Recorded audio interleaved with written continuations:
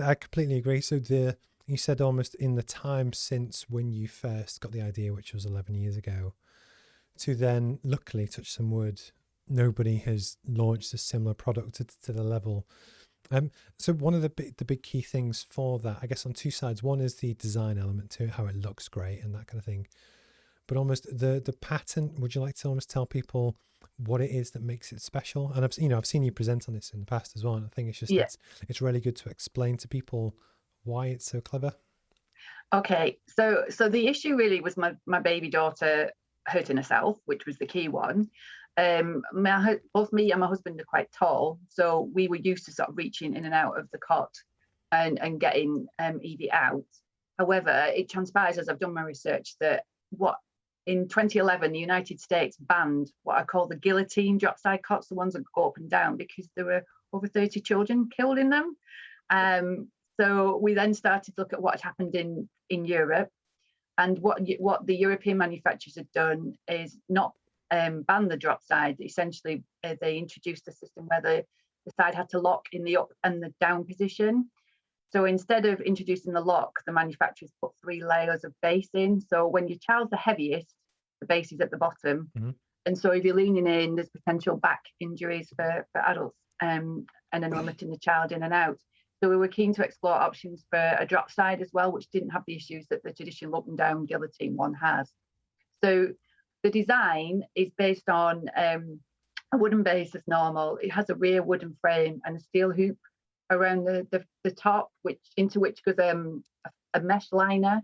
There are hinges at the rear, a hydraulic arm at the front. So essentially the side drops down like this, and the mesh all stretches so you get your child in and out, but the sides don't move away. And then it releases back up. So the pattern is about all that interrelationship. And we managed to secure a patent in the US where the traditional drop side has been banned. So that market is a real potential for me, I think. Can't wait to sort of explore that in more detail. So just to kind of pick your brains on it. So what sides of it on the traditional design where the risky, was it the cot bumpers you said people can choke on?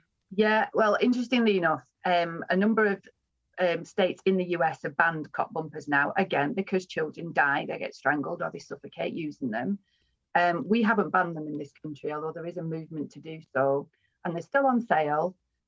People still use them, and they're advised to take them off when you put your baby into the cot. Well, what is the point of that? Yes, they look pretty.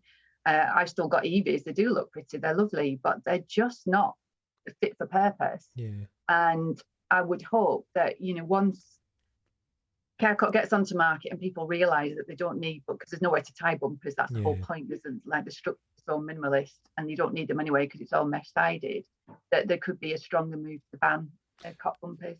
Because I think part of the challenge with when you launch anything, and it's almost the chat we had before we kind of went on air, is that people just accept the status quo, whatever that is. Yeah. And often it does take a lot of time and effort and almost a social proof angle that other people want to see other people use it, and then before they really buy into it. And there's hundreds of examples about things that were acceptable that aren't. Yes. And it's funny that sometimes, like, I'm not a huge football fan, but I still love what Marcus Rashford has done just to keep banging the drum to do with everything he's doing to do, Yeah. But it's almost where you often need that champion to really just keep fighting.